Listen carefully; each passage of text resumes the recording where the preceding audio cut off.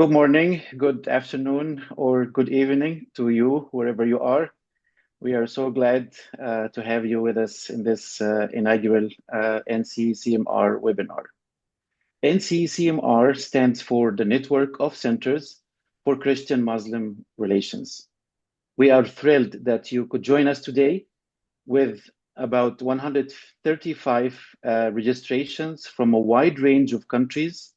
We deeply appreciate your interest, and we hope that you find this session valuable in your work on Christian-Muslim relations. As we all know, two-thirds of the global Christian population and the majority of Muslims live in the majority world, where access to academic resources is often limited and opportunities for meaningful interfaith dialogue are scarce. As we enter a post-secular era, fostering positive interfaith relations has become essential for promoting peaceful coexistence within societies and global harmony. Scholars and practitioners who engage in deep theological discussions between Christians and Muslims, particularly in regions like Africa, Asia, and the Middle East, are in a unique position to influence these relationships and contribute to global policymaking. With this in mind, the Network of Centers for Christian-Muslim Relations, the Nccmr, was established on March the 1st, 2024, with support from the Templeton Religion Trust. Nccmr is a network of distinguished centers focused on Christian-Muslim relations, recognized for their impactful work in facilitating dialogue and engagement in Africa, Asia, and the Middle East. There's a growing need for both local and global engagement that bridges culture and religious divides. NCCMR aims to promote such engagement, foster peace, cultivate faith-based values, and support human flourishing through cross-cultural exchange and religious literacy. We envision a world where Christian-Muslim relations are grounded in mutual understanding, respect, and collaboration, contributing to a culture of peace and harmony. NCCMR seeks to connect individuals and organizations, facilitate knowledge sharing, exchange lived experiences, and foster mutual learning and curiosity. Our goal is to build lasting relationships and empower members to drive positive societal change while working toward a shared cause.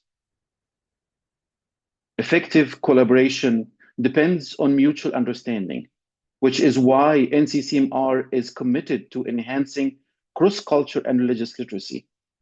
Our efforts include promoting collaborative exchange and producing cross-cultural media and art that benefit societies. The network is focused on creating focused on creating a homogeneous melting pot, as some people would think, but rather on celebrating diversity to deepen understanding of both ourselves and others, with the goal of serving the common good. Christian-Muslim relations centers in Africa, Asia, and the Middle East are already doing outstanding work to promote societal cohesion, mutual understanding, despite the limited resources they have. NCCMR aims to strengthen their capacities by fostering connections, providing project development training, securing third-party funding, and coordinating collaborative action. The hope is that by linking these centers, their combined efforts will make a more significant impact and serve as a model for interfaith cooperation. NCCMR focuses on capacity building and aims to shift from mere tolerance to collaborative engagement, ultimately fostering a true sense of partnership between Christians and Muslims. By deepening understanding of each other's theological and faith principles, members can amplify their impact, expand their initiatives, and reach a broader audience. Our goal is to extend the influence of the network, benefiting the wider community through various initiatives and projects. To achieve these objectives, we have several key initiatives in progress. Number one is the annual Symposium of Christian-Muslim Relations. This symposium will rotate between Africa, Asia, and the Middle East. This year's symposium will take place in Amman, Jordan, from the 16th to the 18th of June. Be sure to mark your calendars and stay tuned for more updates. Two, online diploma program in Christian-Muslim relations.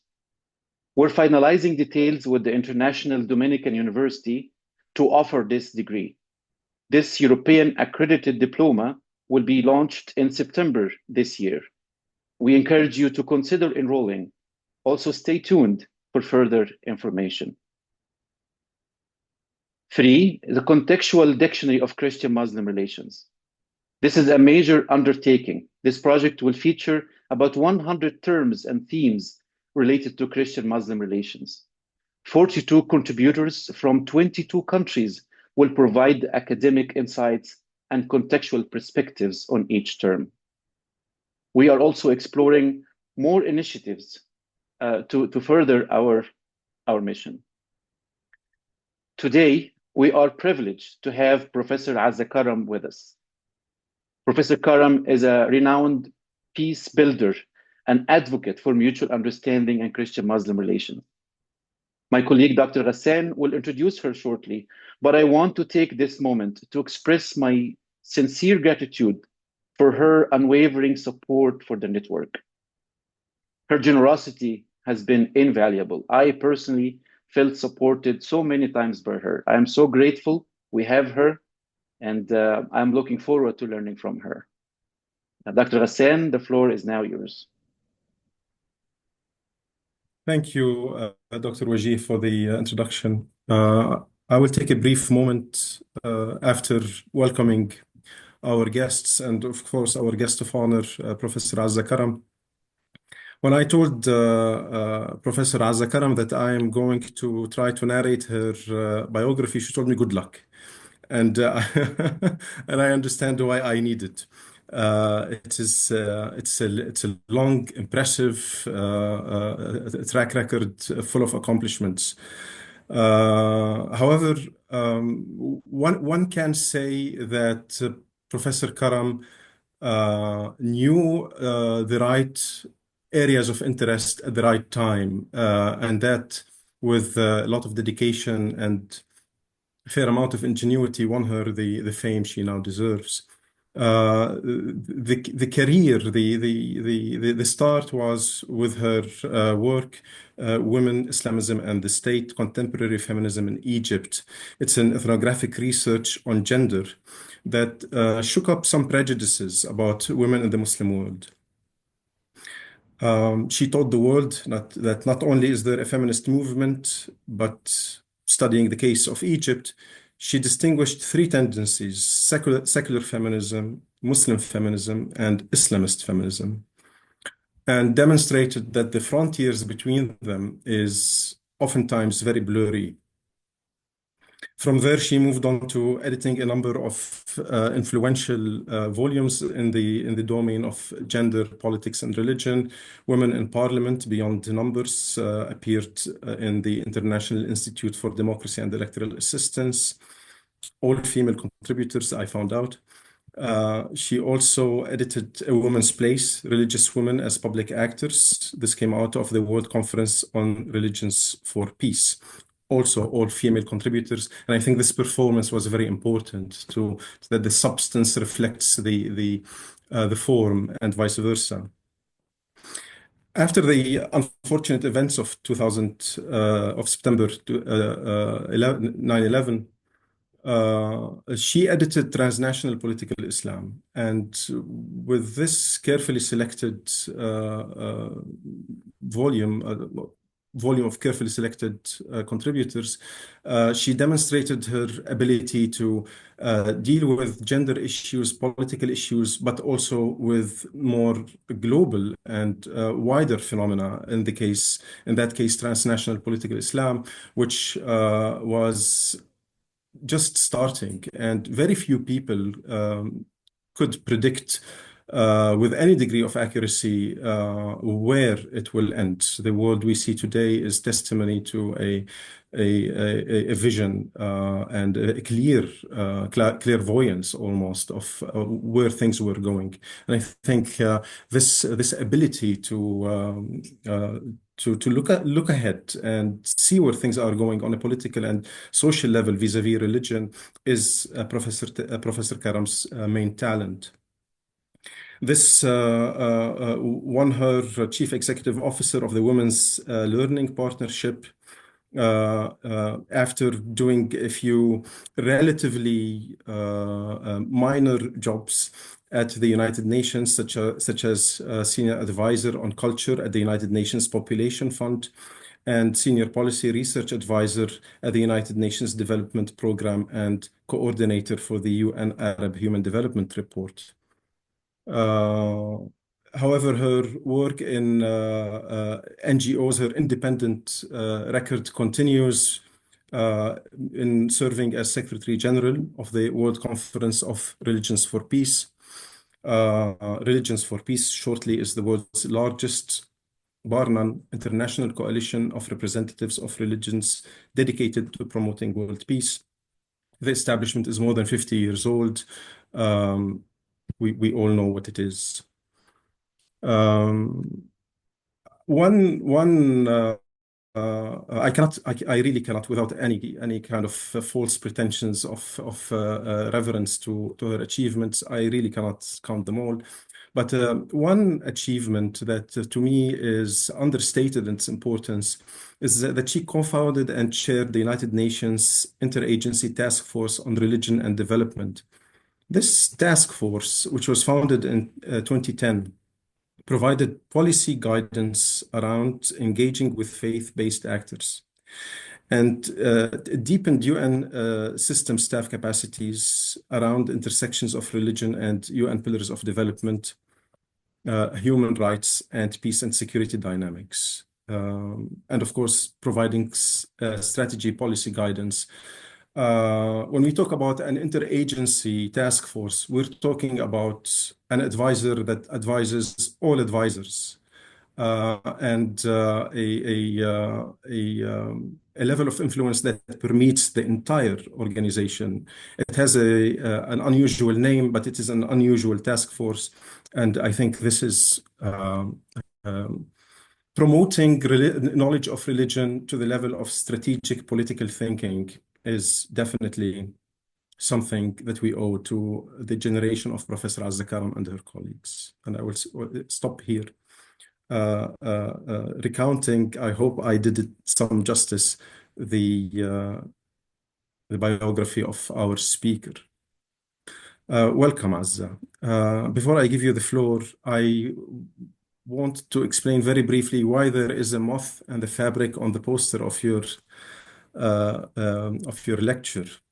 The moth, I'm sure we all know, was a symbol of the fool in the old Asian and Far Eastern mythologies. This symbolism persisted in the Islamic tradition in Quran and Hadith, namely. The unfaithful are represented as moths that are racing to the fire, while the Prophet is racing to save them from their fatal behavior. The church fathers did not attach any positive connotation to this poor insect either. The moth destroying the well-knitted fabric became a symbol of the detractors that destroy the unity of faith by attacking the legitimacy of scripture. The text and the textile being attacked by moths are etymologically related. The moth, however, foolish and destructive as it may have been, was redeemed in the work of Al-Hallaj in his Tawasin and Farid al-Din al-Attar, Mantiq al-Tayr. The moth rushing to the burning flame and being annihilated in the process became a symbol of the believer's union with God. For the wisdom of the Sufis, this creature, although it might appear to be a fool and behave like a sinner, is guided by a divine logic and may be closer to God than most think. Today, many moths are destroying the fabric of our social cohesion. Some have malign intentions. Others are ignorant fools. God alone knows what their hearts hide. But Professor Karam has an informed opinion on how to deal with them and what to do next. Professor Karam, please, the floor is all yours. I look forward to it. Thank you very much. I'm actually quite overcome by your beautiful narrative, and especially the narrative about the moth. It's deeply touching because you've evoked precisely that which our Sufi and more mystic, learned people have understood, which is that when we seek to serve in the name of that which moves us deeply, i.e., our faith, it is not always a journey of flying to the sunset and living forever, but in fact, it isn't necessarily a journey towards physical immortality. It may well be, and very often is, a form of sacrifice to something much bigger that may take away our bodies, that may actually consume us so completely, such that it is the passion of faith.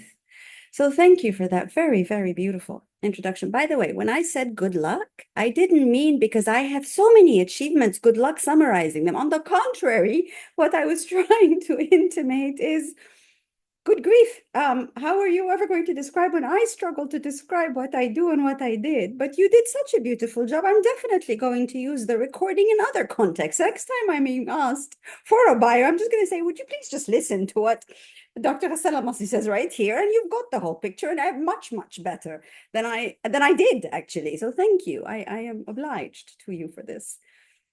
It is a tremendous privilege for me to be with you all. I know that you have shown so much appreciation for me to be with you, but the truth is that this is the light towards which the moth of my spirit is very much magnetized too. I am delighted to have this opportunity. It is a privilege in every way to be able to be with you, and also because I intend to be deeply candid and honest, which if you know me, you would not be surprised. But if you don't know me, please prepare yourself for a shock, because it can be a bit shocking to be so brutally candid as I tend to be.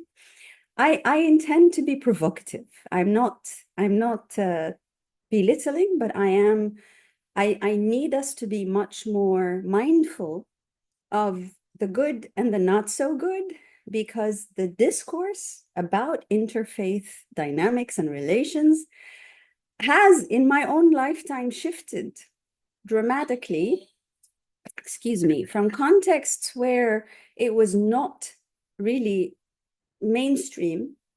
In some cases, in some policy contexts in particular within institutions, especially international institutions, it was considered completely unnecessary, totally irrelevant, and really problematic. You know, if you brought anything to do with religion into a secular space, it was a bit, to put it politely, it was deeply frowned upon. And it's shifted 180 degrees, such that I recall joining the UN and being told in UNDP, we don't do religion. We just don't do religion, right? This was in 2004. We don't do religion. We do we do human development. We do everything under the sun, but somehow without religion. Which for me, as an Arab, was a bit like, well, what do we do then exactly if we're not doing it? How do we understand human development? How do we understand the human psyche without understanding the impact of the religious? But I had come from a background in which, as you very kindly related, when I worked on the very first book, which is Women, Islamisms, and the State, it was originally about political Islam and human rights and governance, the tension, that triangle of tension that we see today in almost every country in the world, a triangle in which governance, politicized religion, and human rights form the tripod on which much of today's public discourse is actually being arranged, discussed, debated, put aside, so that even political parties which just a decade ago would not have deigned to think of anything religious, remember they didn't do religion, are today having spokespersons who articulate their platform, political platforms, in religious terms. They are religious terms, they are Hindu religious terms, or they are Jewish religious terms, or they are Christian religious terms and their diversity, or they are Muslim religious terms.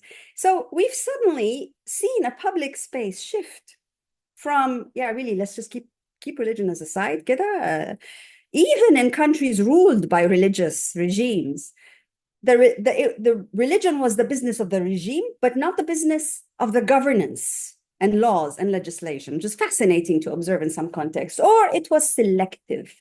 Yeah, when it comes to women's rights, we have to observe certain religious stipulations. But on anything else, it's okay, we're secular.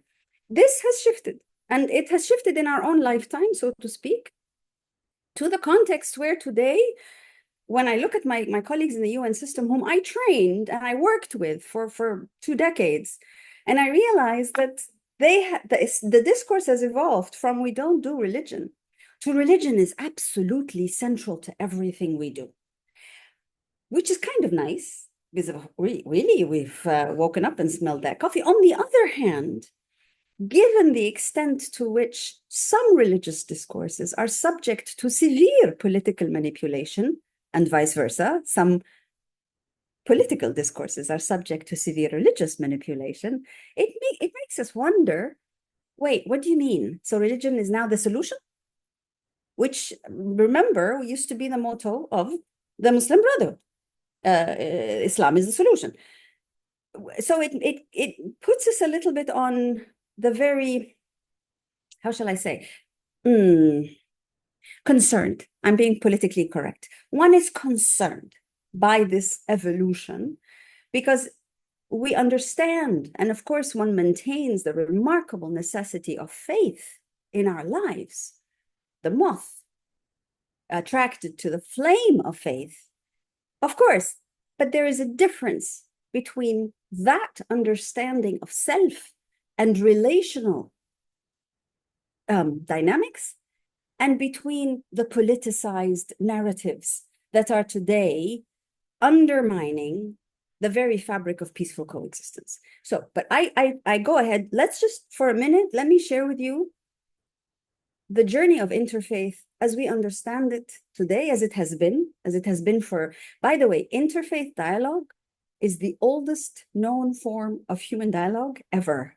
Yani, since time immemorial, people have been doing interfaith dialogue because faith has always been part of the understanding of self and other and society and governance forever and ever and ever. It's only our modern day societies that seem to have taken a bit of a while to go through secular and then come back to religious and whatever. That's just within the last 75 years max. But traditionally, interfaith dialogue has been the way we have as humans coexisted, because we have each had our faith tradition and we've each lived together in different auspices. But what is interfaith dialogue? Can I just begin by saying what it is not? Because part of it becoming such a popular frame of reference today is generating a great deal of misunderstandings, as if interfaith is about a new religion, creating a new religion, or creating the conditions for a new form of religious understanding. And that is absolutely what it is not. Interfaith dialogue is about relating to one another as people of faith, but very much rooted in our respective faith traditions. As a Muslim, I relate to my Christian, Jewish, Hindu, Buddhist, by the way, a whole panorama of faiths, indigenous person of faith, not because I'm trying to change my religion or to adopt a new one, but because I'm actually seeking to understand myself and my fellow human better. I am seeking to be even more strongly rooted in my faith, to my own faith tradition, because I am relating it to yours and trying to understand how it is that you too are touched by that divine inside your soul. How does that happen with you? What does that look like? And in so doing, the soul that I have, the spirit that I have, that is part of the divine, becomes in connection, in communion, in relation with you. It is not to create a new faith, but it is indeed to strengthen our sense of faith. That is what interfaith is. And what it is not is trying to merge religions, whatever religion, into one. No, that is absolutely not it. Being aware of what interfaith dialogue is as the oldest form of human relationship building and social cohesion and coexistence, as the way of expanding the spirit of the divine within ourselves and in our communities, that interfaith has been going on, that interfaith dialogue has been going on for many, many, many years. And indeed, it has over the, even just our own 18th, 19th, and 20th centuries, led to the emergence of not only national interfaith groups or movements or events, but to international interfaith spaces, which can, if we wanted to look at institutions, interfaith institutions, we can date it back to in the 1880s or 1890s, when something called the Parliament of World Religions first was hosted, convening people of faith from every single imaginable faith tradition. And it still goes on today, till today.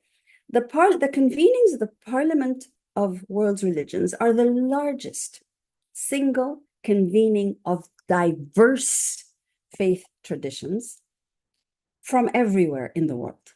You will find every kind of believer in those spaces, from the ones with the ordained clergy to the ones with the singlet and the guitar and the tattoos who believe.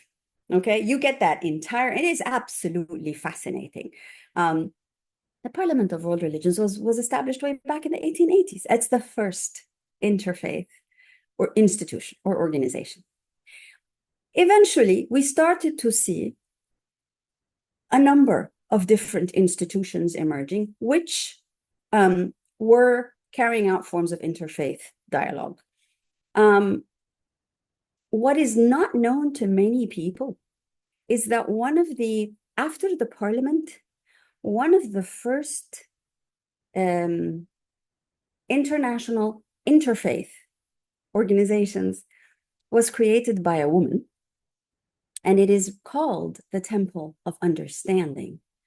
And it still exists till today and doing some very interesting work. I will just provide a bit of I'm not in any way this is not a comprehensive coverage of the interfaith organizations around the world, but I do want to mention a few that have done some remarkable, interesting work, that have set patterns and standards, if you will, to how you do interfaith dialogues.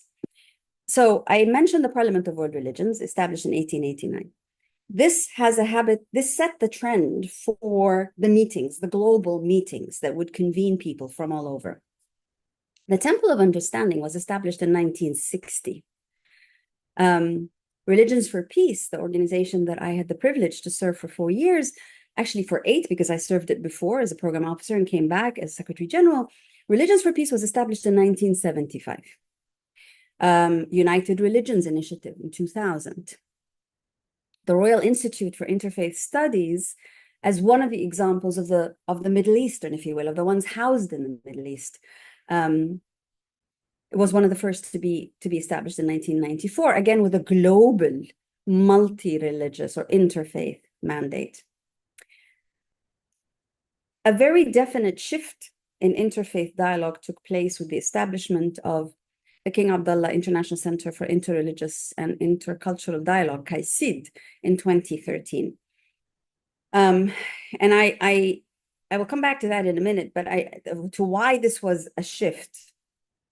But it was a shift because, unlike these other initiatives, global interfaith initiatives, which primarily brought together either religious institutions or religiously ordained clergy, or people of faith who were not ordained, but moved by their faith tradition and wanted to meet and to converse and to do things together, CICID significantly changed the tenor because they brought those religious leaders alongside three governments to form part of the infrastructure of leadership of this global interfaith institution. Now, you know that religious institutions and religious leaders have a certain momentum, a certain dynamic, a certain way of relating to one another that goes back a long time. But governments are a new addition, if you will, and they bring a different tenor as well as a different kind of standard and policy of debate, discussion, discourse. So CAICID was the first global interfaith organization to try to bring together the intergovernmental, even though only three, but still three different governments, Saudi Arabia, Austria, good grief, I should know the third, Spain, as the co-founders together with different religious leaders representing different religions. So it was a new way of governing and convening interfaith dialogue. And by then, it was very clear that it could not just be more meetings, because, of course, every time they created an interfaith institution after the Parliament of World Religions, every time a new interfaith organization was established, international interfaith organization was established, it built on that pattern of convening and convening and convening.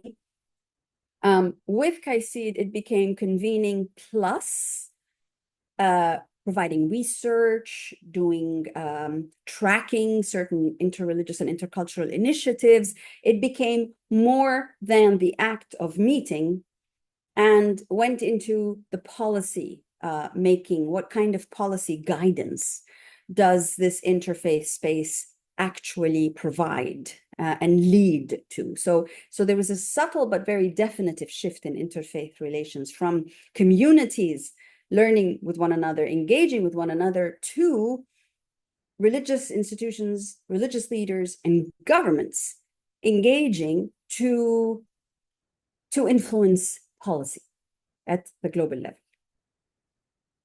In 2014, the G20 Interfaith Forum was established. And then in 2018, the Interfaith Alliance for Safer Communities.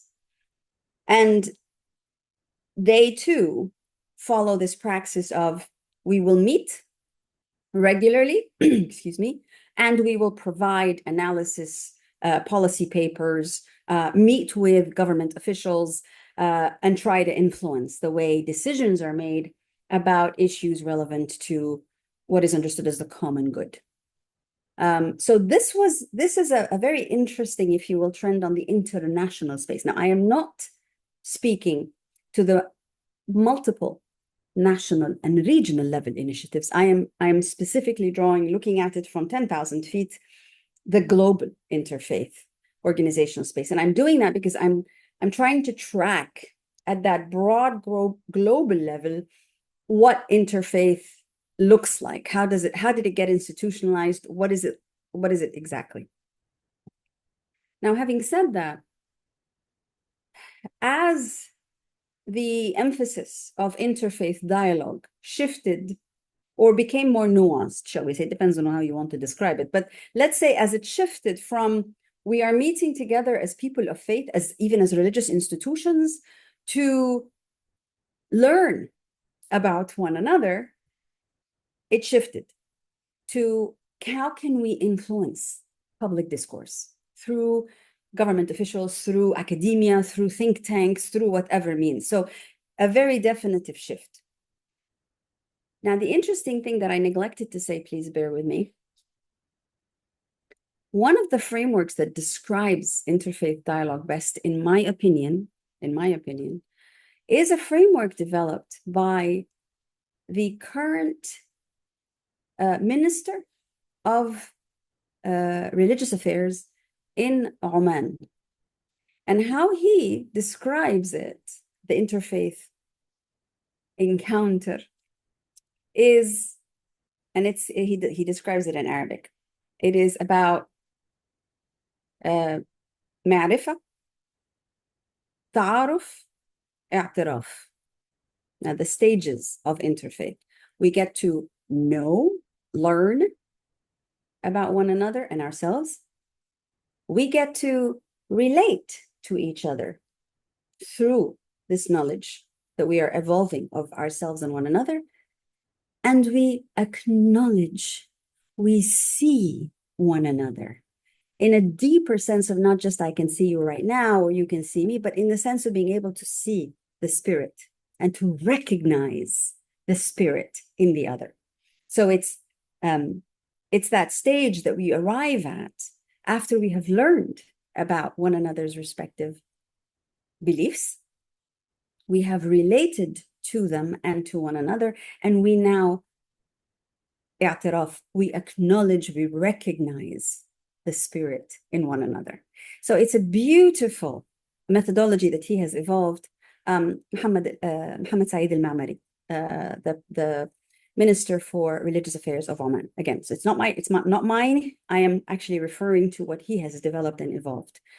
I think that is a beautiful description of what interfaith dialogue, how it is, what it is like. And it doesn't matter that it's not in Arabic. We're talking about interfaith dialogue generally, as that we arrive at the common, we see the spirit in one another. We acknowledge the spirit in one another. Now, that shifted with the increased institutionalization of interfaith organizations, international interfaith organizations. It shifted from, right, we see one another and, we really like what we see and we're getting to know ourselves better. But now we shifted into how can we influence together as multi-religious? How can we influence public discourse? How can we play a bigger role as religious leaders and religious institutions in the public space? And that influence, or that shift rather, is absolutely critical. Why? Because apart from the fact that it moves us, if you will, from the realm of spirit to the realm of realpolitik, how do we influence policy, educational policy, health policy, you name it, foreign policy? You shift, but khalas, you're not talking about only recognizing one another and being more deeply spiritual, if you will, but you are now talking about how can we as religious actors play a more prominent role in the decisions that affect our lives. Yes, in the very practical decisions that affect our lives. Now, for some people, that is a wonderful evolution and development. It goes against this notion that what is the secular business? And no, we've always been religious as humans, and secular has simply alienated and marginalized the religious and the spiritual and and it's led to a lot of harm, and we have to go back to our roots. So for some people, this is the evolution in the right direction. How do you re-engage as religious actors? How do you re-engage publicly? Which then means, frankly, how do you re-engage politically? Okay, that is significant, in my opinion. I'm not judging it. I'm simply describing what that shift has entailed. Now, one would think that in that remarkable decades of recognizing one another and then shifting towards being public influencers of governments and policies, you would think that this has actually led to more engagement with one another, actual joint programs, initiatives of service to the same populations that we come from, and that you would think that we can now see a legacy of joint programs done between Christian and Muslim and Hindu and Buddhist and Jewish organizations together in the same countries, hatta. Okay, maybe at the global level, Tayyib, we see more, right? Because we've now evolved into impacting on public policy. We want to be responsible for public policies and the politics around us and so on and so forth. So we're working together, right? No. The shift towards impacting on public policy, having a role in public space, has actually not been accompanied by a deepening of joint service to communities. And COVID-19 pandemic was an excellent example of that. The common understanding was, okay, the whole world, the planet as we know it, is now impacted by a pandemic. It doesn't matter if you're in China or if you're in South Africa or if you're in Chile. We are all facing the same pandemic, the same range of disease, okay? There is a global lockdown. It's the same thing we're all facing. But now we can work together, right? Because we're working in the same communities, with the same people, on the same set of issues. So are we now pooling our resources together, especially when you consider that anywhere between 30% to 70% in conflict settings. In normal settings, the average percentage of primary healthcare, the average percentage of primary healthcare being delivered in any country, north, south, east, west, rich, poor, 30% of primary healthcare average is being delivered by religious institutions. 30%. When we're talking about deeply secular, we're talking about Europe, North America. In fact,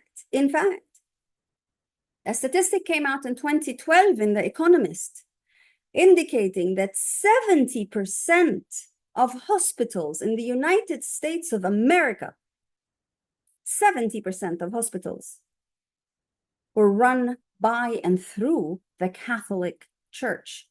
That is not taking into account the Protestant churches, the Muslim and the Hindu and the Buddhist and the Jewish network of primary healthcare that is around this country. This was just the Catholic. So can you see how significant the religious sector is to the primary healthcare?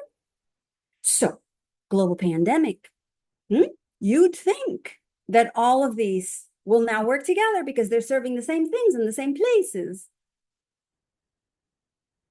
The amount of joint partnerships that took place between, let's say, in the United States, again, let's just take that as an example because that's supposed to be a secular country. But let's look at Europe, Western Europe. How many efforts that brought together the Catholic and the Protestant and the Muslim and the Jewish health service to actually serve together? You will find the percentage pathetically low. Because in fact, what happened is not that these religious institutions stopped providing care. On the contrary, they had to ramp up by 250% their care service delivery. But they did not try, or they may have tried and failed, to work together, to actually collaborate, to partner, to serve together in a global pandemic. So an instance, an example, and it's not unusual. The reason I gave the pandemic as an example is because it was a global thing. It wasn't just happening in one part of the world.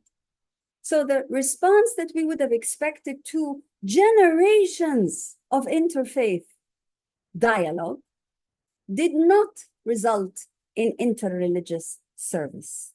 So there is an interest on the part of some multi-religious institutions to be more influential in the public policy space, but that is not the same as serving together communities. So hugely significant for those of us who are students, not only of religion, but of religion and politics. And by the way, my original PhD research was on political Islam. And I was told very clearly at the time that if I pursued this research, because I was literally researching Islamist organizations who were not exactly on the good side of the state, I was told very clearly, if I continued to do this research, it would have very negative repercussions on me and my family. So I had to rephrase. I did not change the subject of my research. I rephrased it, putting women and women's rights as the presumed center. In fact, I was still showing the range of Islamist movements in my own country and how they functioned, how their relationship with the state went, comparing it with other countries in the Middle East, and saying, now let's see how this impacts human rights and let's zero in on women's rights. because women's rights, you see, at that time, until today, some people misunderstand that women's rights are the safe thing. Let's look at women, they're safe. Huh? They were safe for me then, so that I could complete my PhD and not harm my family. But you understand how this sensitivity about religion in the public space is. But in this case I cited of my own research, it was the state that was deeply sensitive about how the religious would be portrayed, how their relationship with the religious entities would be portrayed. What we're seeing today is the religious entities and institutions ostensibly doing interfaith, who are interested in impacting on the states, of having an influence on governance. So that's the shift that we can see in the interfaith space. I refer to it as going from the spirit to the material. You can go from the spirit to the material, by the way, and it's a very lovely thing because you're serving together. So in Religions for Peace, I was shocked to realize that in spite of the remarkable role that religious institutions provided, not just in the medical health space, by the way, not only in public health, in education, in sanitation, and you name it, the original social service providers, were the religious institutions. Long before there were governments, we've had religious institutions serving communities since time immemorial. So when we now look at this, at the scape of so-called social services, we realize that a significant portion of these social services are being provided through religious institutions. The point here is that rather than interfaith dialogue connecting to this space of public service and seeking to serve jointly and expand outreach and save on resources, that was not happening. But at the same time, these are the same religious institutions who kicked into full gear for human, and still do. The ones on the ground all the time, they don't have to be flown in, they don't have to be transported, they're there already in humanitarian emergencies, are the religious institutions. We hear about UNRWA and the travesty of what's happening to UNRWA. We don't hear about the fact that those that continue, that have been before UNRWA was established and will continue till time immemorial, are actually the religious institutions that are delivering humanitarian relief to millions. That's the reality. And yet, in spite of it, very interesting to see, in spite of it, this incredible service to humanitarian relief, which is basic and absolutely essential, was not and is not being done jointly. And it takes a UN entity like, UNHCR, UN Office for the Coordination of Humanitarian Affairs, to try to bring these, the Islamic Relief and the World Visions and the Caritases to coordinate their efforts. It takes a UN entity to bring together the religious to try to coordinate their efforts. Interesting that, because when it is left to them, and I'll give you the example that you might never expect, which is something that happened in New York City. Anyone who knows New York City or has even heard about it will have heard about something called Central Park. You heard about Central Park? An icon of New York City. There was a time in March of 2020 when the global lockdown was declared. New York was identified as an epicenter of COVID. Hospitals were overflowing. None of those hospitals could serve because the rates of infection and affection were much higher than what public and private hospitals were able to deliver. An ICU, intensive care unit, was hugely necessary.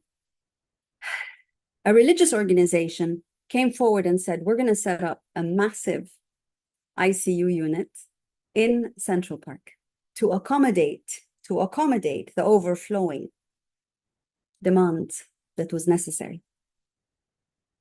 That particular religious organization was approached by another one from another religion. And they were asked, can we help? Can we work together to help you deliver this? And the response to them was, we got this, it's okay. To me, This is an incredible example of a window of opportunity that was rudely shut. You know, let us help. Where is the harm in having different religious institutions delivering at a time of tremendous need? I was told the headache of coordinating is just it. And I know that, and it is true. It is true. Coordinating different organizations. Oh my goodness, you know about this now. You've got a network of networks. The headache of the coordination can sometimes make your heart weep. Okay, it's probably a lot easier to just go and do the things yourself on your own, hatta, without people. So the headache of coordination was posed as why would we buy into that incredible headache when we can serve, we can deliver the services ourselves? Yes, and as you do so, the stamp, the imprint of your institution is also very clearly there. This absolutely necessary ICU center was provided by, just so happens,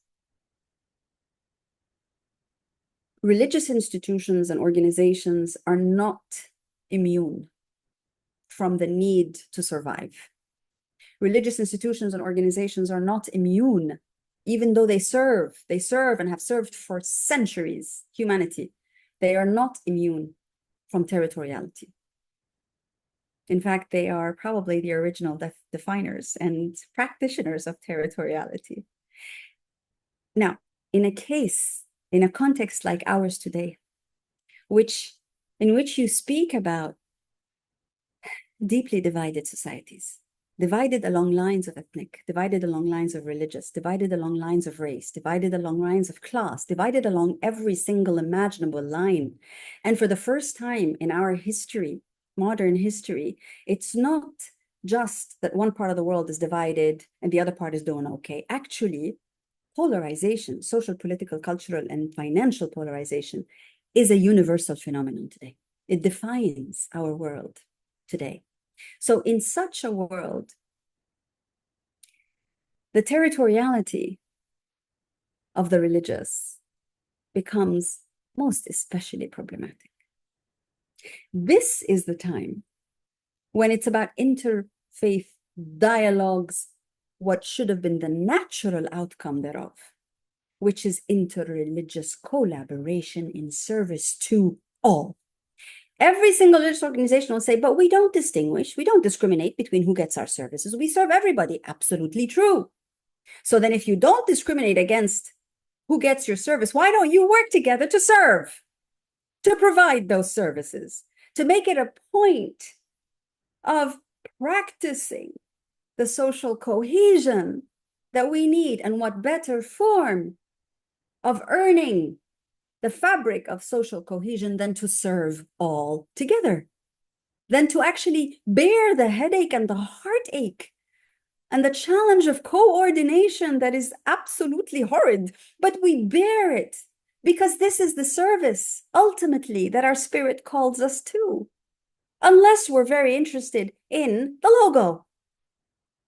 And if we're very interested in the logo, then where is the call of the spirit going exactly?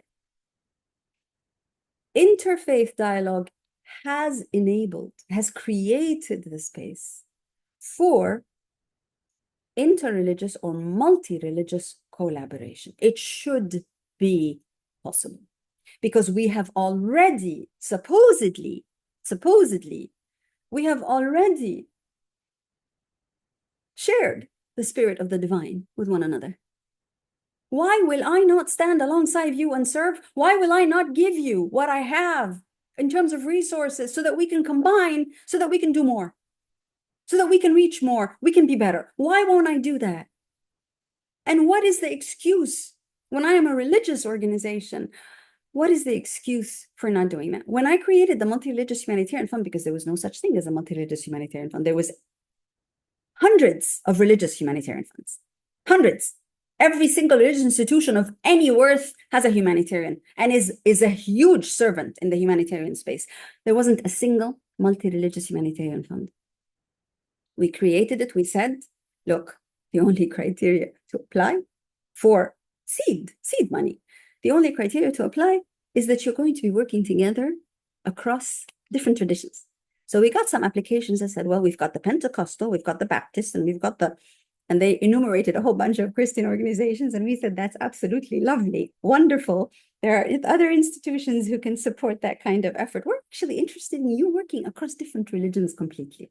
That was the only criteria. And you can show us that you've actually done something before together so that there's a track record. Halas?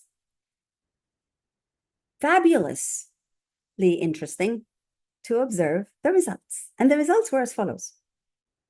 Not a single big religious organization from the major religions, was prepared to contribute to the multi-religious humanitarian fund. They're perfectly reasonable.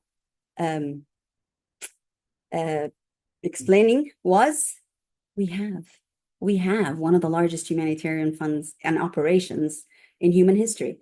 We're good, thank you. You know, good luck to you with that, but we've got our stuff. We've already got enough of a headache. Thank you so much. We're busy delivering and serving everybody. Why would we have to contribute to something else and somebody else's puppets? Why would we do that? So lesson learned number one, not a single big religious institution or organization or community wanted to contribute to a multi-religious humanitarian fund. Second lesson, those who did apply, none of them were the high-level religious establishments or institutions or NGOs. They were individuals who had come together at the height of that COVID pandemic. They were individuals from different religions who came together and pooled their respective resources and were asking for a little bit of support so that they could do more work together to serve their community. Anything back from doing masks to taking food to the people who had lost their income, a range of initiatives. They were individual believers who had come together and said, let's do this, let's serve and let's get a little bit of resource. And they had already pooled some of their meager resources together, and they just needed that additional boost and support so that they could do more. Lesson number two, at the community level, not at the religious institution level, not at the political institution, at the community level, a great deal of this interfaith service happens. Lesson number three, 75% of the applications came from young people, largely women-led. It was that cohort.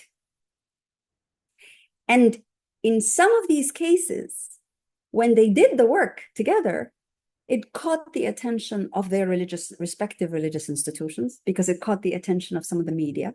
So suddenly their respective imam or pastor or whatever it is was like, yes, of course. Yes, we do this. Yes, absolutely. Wonderful work. Yes. Yeah. Where were you when they were looking for support in the beginning to work together?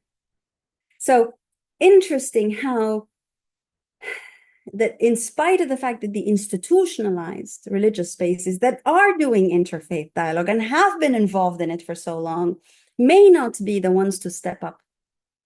In fact, are not the ones to step up to serve together, to serve the spirit together, not just to speak it, not just to recognize it, but to actually serve the spirit together. The younger ones and the young women were like this. They got it, they did it, they delivered, and it was amazing.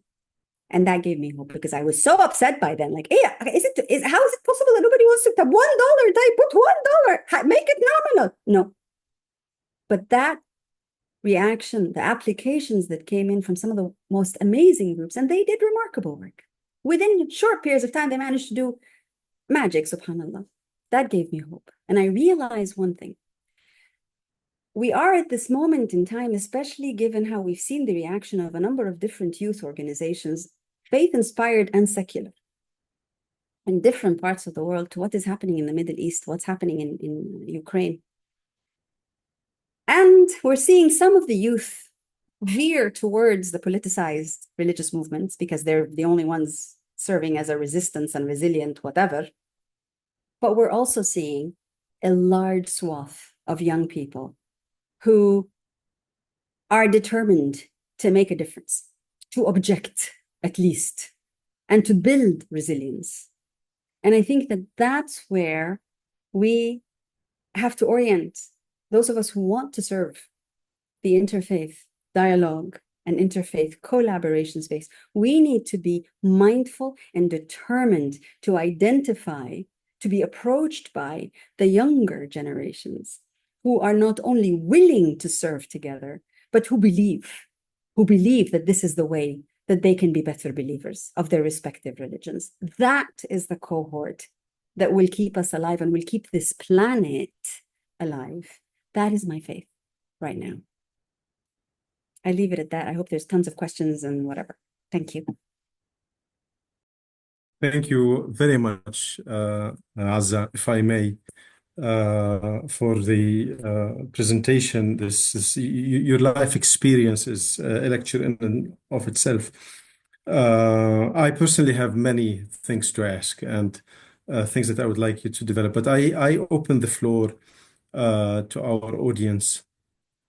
Please, if you have a question or a comment, post it here.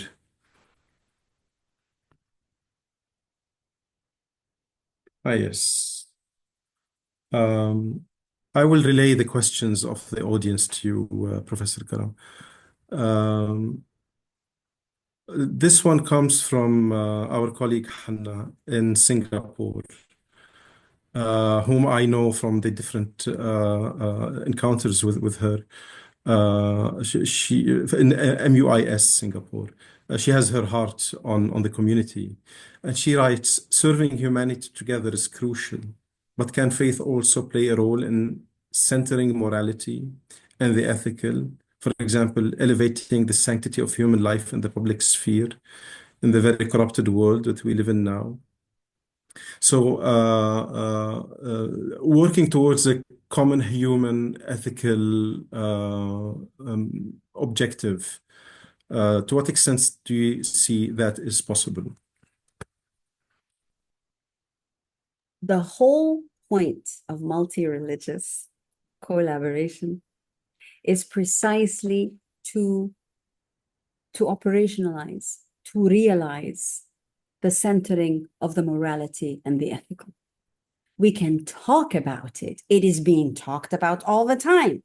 How in heaven's name did what a woman does with her body become a key issue in the election of one of the world's superpowers over decades? Because we talk about the morality and the ethics of how it is that we're supposed to serve our respective faith traditions. There's plenty of talk, and so much of it is incredibly valuable and helpful and has been the result, by the way, an outcome of a lot of interfaith dialogue. The point that I'm trying to make is we need to move from speaking it to realizing it through serving communities together.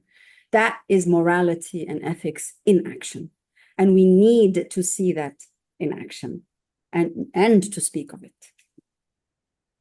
I'm reminded of course, the work of Hans Küng and his work on a world ethos, Weltethos. Certainly, the work of great ethicists in the history of philosophy, like Immanuel Kant and John Stuart Mill, and so on, were definitely translating religious belief into rational human terms. So much can be done here. Another question that I had, and I also see is being reflected in the among the audience, is religion and climate change, religion and the environment generally. We have all seen that there's more money for it. There is more and more people thinking about it.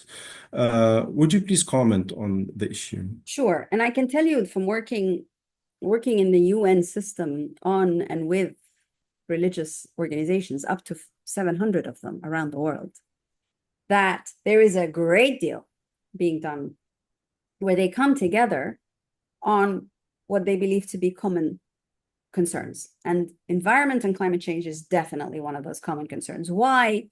Not only because it's actually really common and we're all breathing the same air and drinking water and whatever, but actually because it's the least contentious politically. So there's coalitions that come together around, multi-religious coalitions that are coming together regularly now at the Conference of Parties, at the COPs. There is now a regular space. They even have a pavilion where civil society and religious organizations host their own manifest their own presence, have their own discussions and conversations, share their projects and programs. That is now part of, since the last couple of years, that has become a regular part of the Conference of Parties. So you have the government's meeting at the COP, and you will have the civil society meeting, and they meet. There's literally a bridge kida between the two spaces and sites of meetings, and there is a faith pavilion with the civil society for the civil society itself. And it's interesting because the faith pavilion is called the Faith Pavilion. It's not called the Civil Society Pavilion. It's called the Faith Pavilion. And that's where the religious organizations come together to showcase their work and some of the partnerships that they are indeed seeking to enact. So you have, as an example, you have a faiths invest space where the different specifically Catholic organizations, but some Protestant organizations come together to try to redirect the investment of their respective institutions in such a way so that it's more green impact and policy. You see what the Buddhists are doing on greening their own sites of worship. You see what the Muslims are, etc. So you see that has indeed already become a norm in the international gatherings around environment and climate change. You see the same in the biodiversity COPs. Religious institutions come together. Now, my pet peeve is they come together to talk about their respective remarkable work. The examples of where they're actually working together are still, to me, they're happening for sure, alhamdulillah, but there's still a tiny drop in an ocean of need to serve together. So it's not about whether we can translate the religious into the mainstream. I think that's the oldest thing that's been done since time immemorial.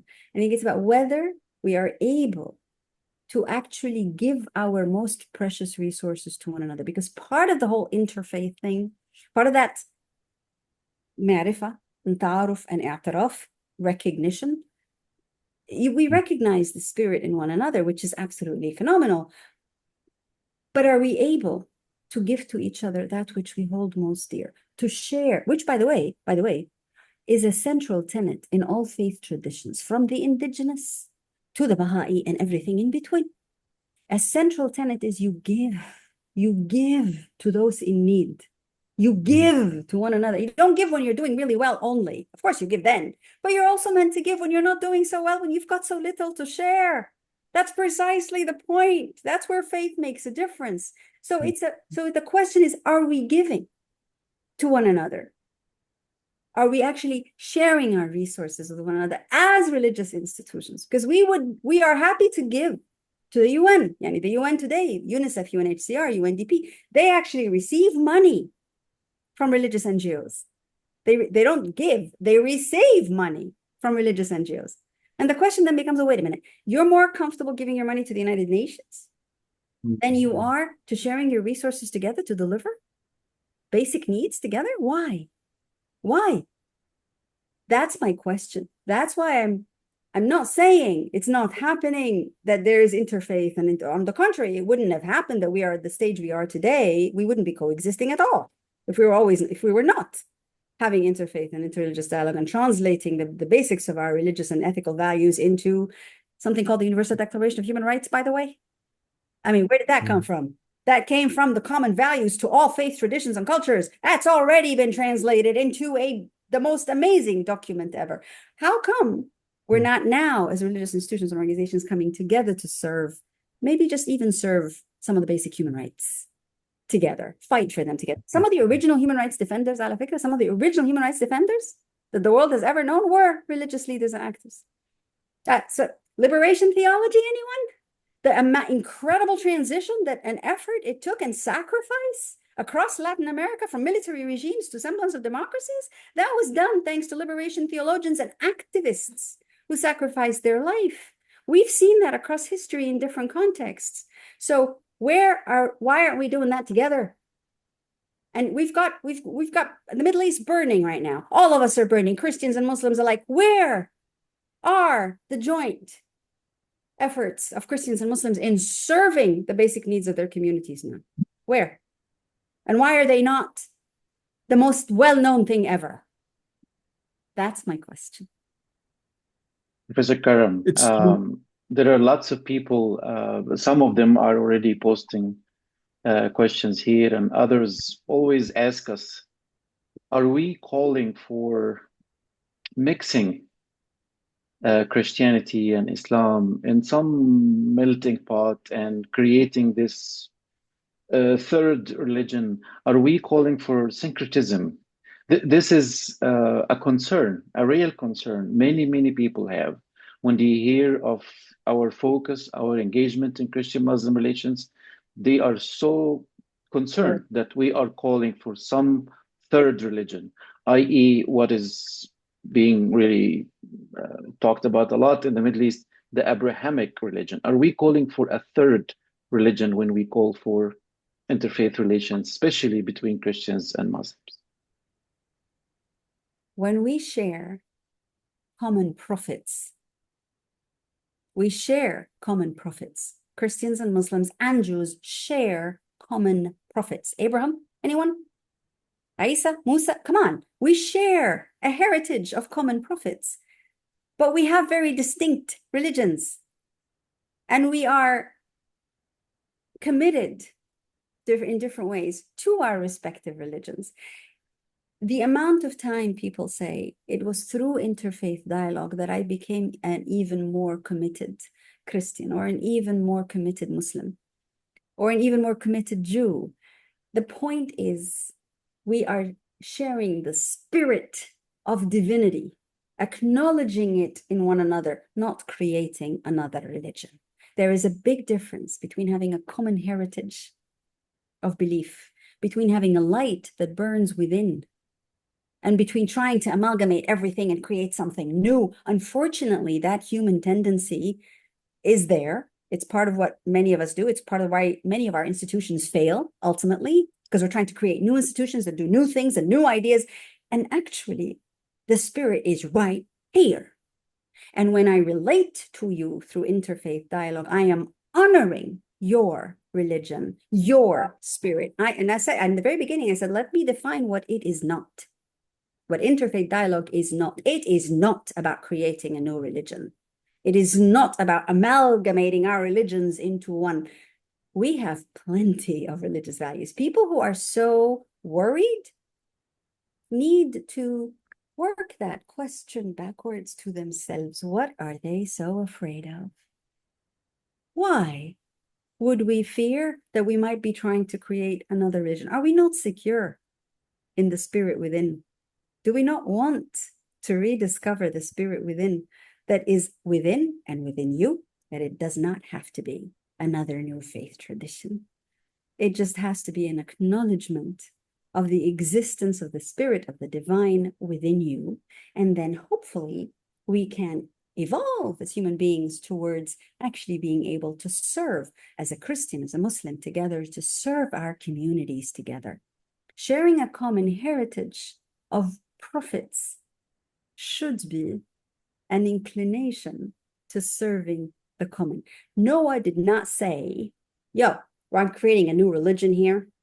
You come on this boat only if you're going to be on that. No, you believe. Are you going to believe in the one God? Yes. Okay. Welcome. But if you decide you don't want to believe in the one God, khalas, stay. It's okay. You stay where you are. The quintessential interfaith, it's not tolerance, ala fikra. It's not tolerance. Tolerance is like, okay, I'm tolerating you. No, interfaith is about seeing your spirit as it is, named as you name it, formed by the beliefs that you have, seeing it as equally beautiful, relevant, necessary to mine, and seeing us together as both praising the divine, both serving the divine within our respective faith traditions. Because the divine, ala fikra, created us different. Yani, would it have been so difficult for God to make us all alike? No, it's very clear in all our faith traditions. Had I wished to make you all alike, yeah, I would have created you all alike. I created all this amazing universe around us, but I kept you different. But why? Because you're meant to be. You're meant to get to know one another. You're meant to get to relate to one another, not to form a new religion, but you're meant to relate to one another, to learn more about yourself and me as the divine, says God. That is what we're meant to do. To shy away from wanting to relate to people from other religions, from wanting to engage with people from other religions, is a sign of insecurity, deep insecurity. It is not a sign of tolerance even. We haven't got to tolerance. We are deeply insecure. And we live in a deeply insecure world, so it makes a lot of sense that people are deeply worried. Ida, how come? What is this? What's this new Abrahamic? Yami, who said that? Well, Abraham has always existed. Oh, have we not always? Don't we pray as Muslims to Abraham? 5 times a day we have to mention him and everyone else that was there that we share as Christians and Muslims. Do we not share this? Absolutely, we share it. We pray to Abraham as Muslims. So what? What are we so afraid of now that we pray to him 5 times a day, but we are afraid of conversing with those who also believe in him from another faith perspective? Why? Well, they're mentioned in the Quran. They're mentioned in the Bible. People of other faiths are mentioned. So what are we so afraid of? We have to engage. And it's an obligation. As far as I'm concerned, it's an obligation on every single Muslim. It's a job. It's a duty. It's an obligation. It's not something you do when you have some time. It's something you're created to do. It is true that one should, it seems we should always make the point that there are different ways of practicing interfaith engagement. I don't want to call it dialogue. Some working hard to understand the other and understand oneself, and some care a little bit less about that.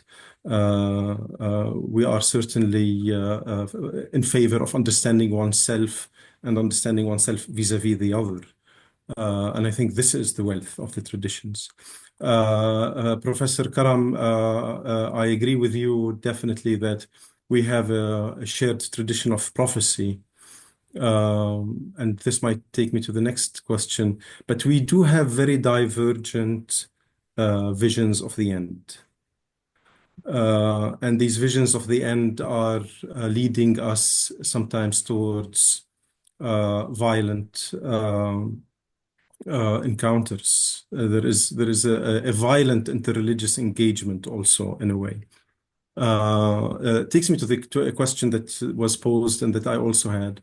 The youth. It seems some in the audience understood or maybe misunderstood the comment about the youth being more inclined towards religiosity. And they believe that no way around, we're turning away from religiosity. There is definitely, I see it among my students as well, that there is a greater interest in religion among the youth. Now, are they interested in the right things? Do they have their hearts and minds turned to the proper things? That remains to be discussed. Could you comment on the youth's renewed interest in religion? Yes, I think you see, as you said, you see the two kinds. You see the ones who are, and I mentioned that, you see the ones who are becoming attracted out of a huge sense of, if you will, desperation, anger, at what's happening, especially in the Middle East. You see a number of them moving towards wanting to serve in very radical, very extreme, religious context, because they seem to be, these radical or extreme religious contexts seem to be the only site of resistance and resilience to them, right? So how many people do you know who have argued that, you know what, Hamas and Hezbollah, they're actually, that's the only thing that's there that's going, because this army or that army or this national entity is not doing enough of a good job to defend our rights. So you have that. I think it's actually a very small minority, frankly. But you also have at the opposite end, those who, from the younger generation also, same cohort of age, but very different in inclination, who are inspired by their respective faith traditions and want to, and are in fact working alongside. And those are the ones who, when I mentioned the Multi-Religious Humanitarian Fund, the applications that came from these groups of very young people, who were diverse in every way, religiously, gender, even class, but they came from the same countries, but they wanted to work together. And they were seeking support so that they could do more services together. And that, I think, is what gives me hope. And I think that that's actually the majority that we see. And they're not all faith-inspired or faith-based. Some of them are also not faith. So they work together across their faith traditions, and they work with those with no faith tradition. And that, to me, is a sign of exactly that. what's the word? The spirit of service that I think all faiths call upon us to have. So even those who have no faith but want to serve together, that's the spirit of service that I think is even more faithful than, so many other ritualistic religious observances.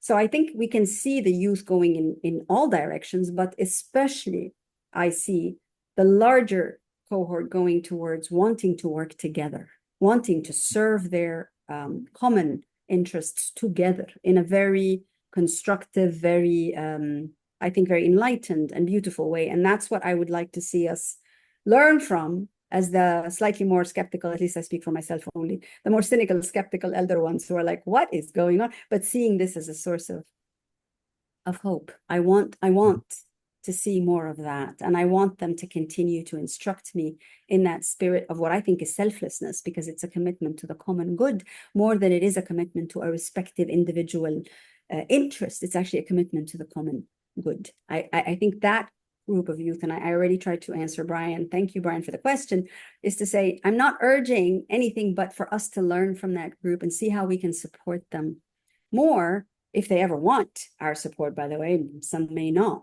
But these younger people give me that hope that they are committed to one another, and they're committed to the common good in a way that I think our institutions today are not doing such a good job of, because they're so busy being territorial and arguing for their own survival.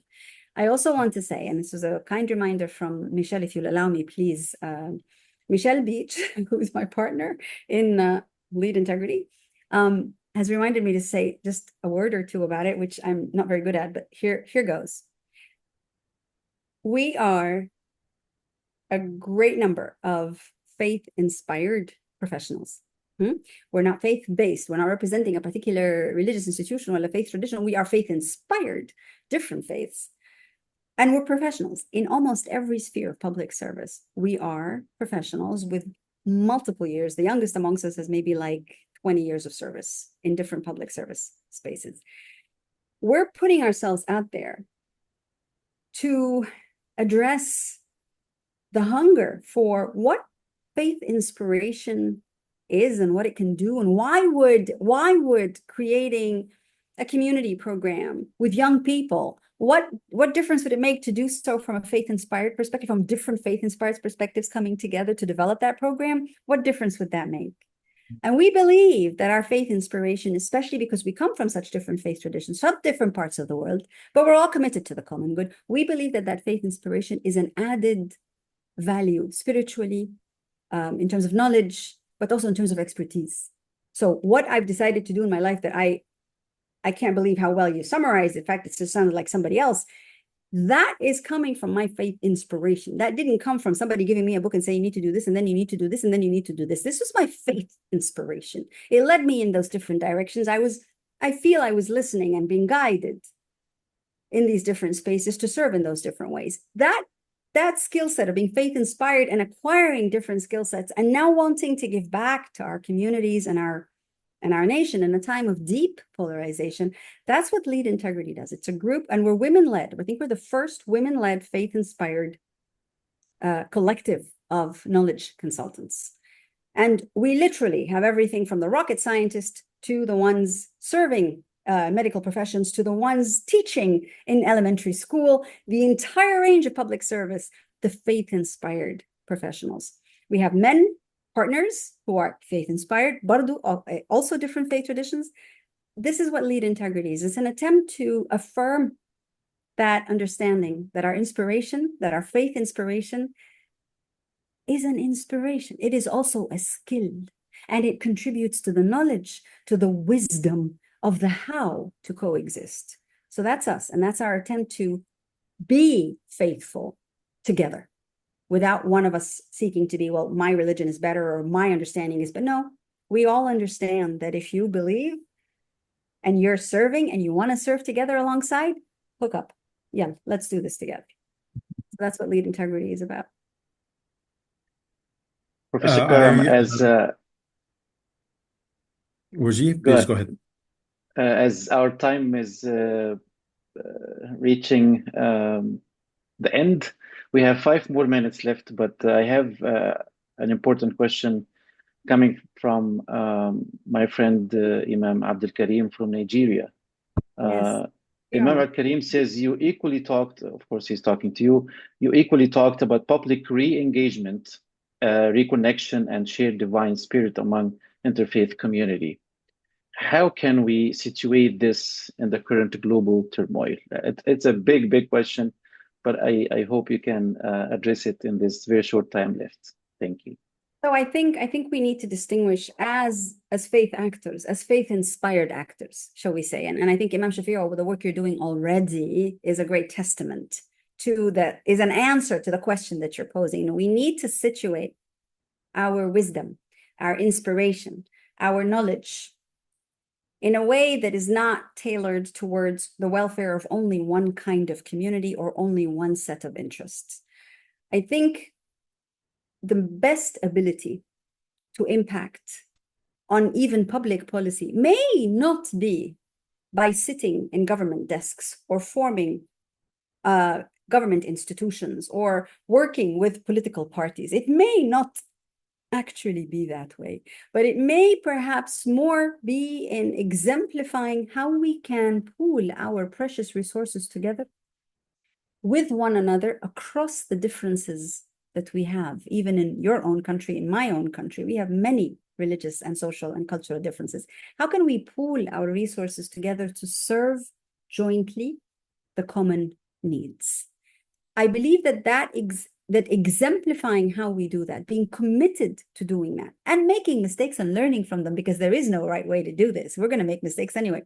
But that commitment to serve alongside one another, not just to engage and talk, which is very, very important, and I think it's being done already, but actually to actually pool our resources together. Whatever little I have, I'll add it to yours.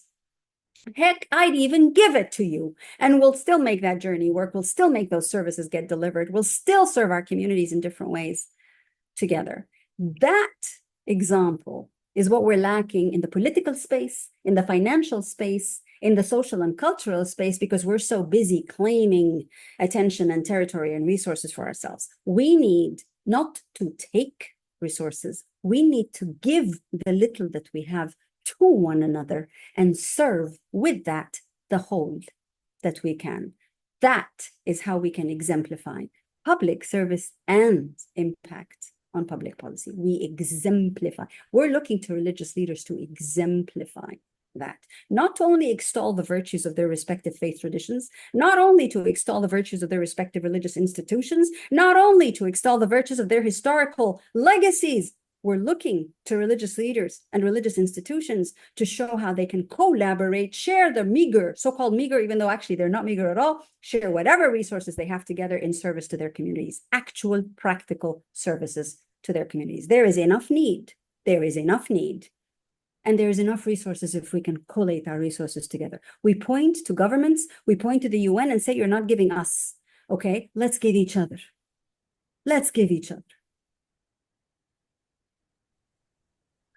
There is lots of need and there is lots of work that can be done.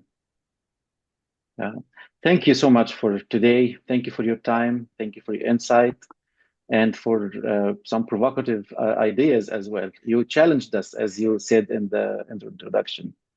I just want to thank everyone again for joining us today. I know we had people from different countries. Many people were active in the Q&A chat area. And we thank you for participating. I think on May 27th, this coming May 27th, we will be hosting Professor Adnan Mokrani in our next webinar series.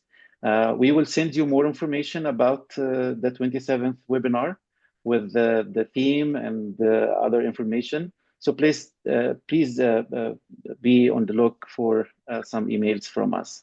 Thank you, Dr. Hassan, for coordinating this event. And Professor Azza, we are so grateful to have you, and thank you so much for your time today. Thank you very much for the opportunity today. Thank you very much. I'm going to join Adnan's lecture, inshallah. Just let me know how, please. That's wonderful. We will let you know. Have a great day. You too. Salam. Salam.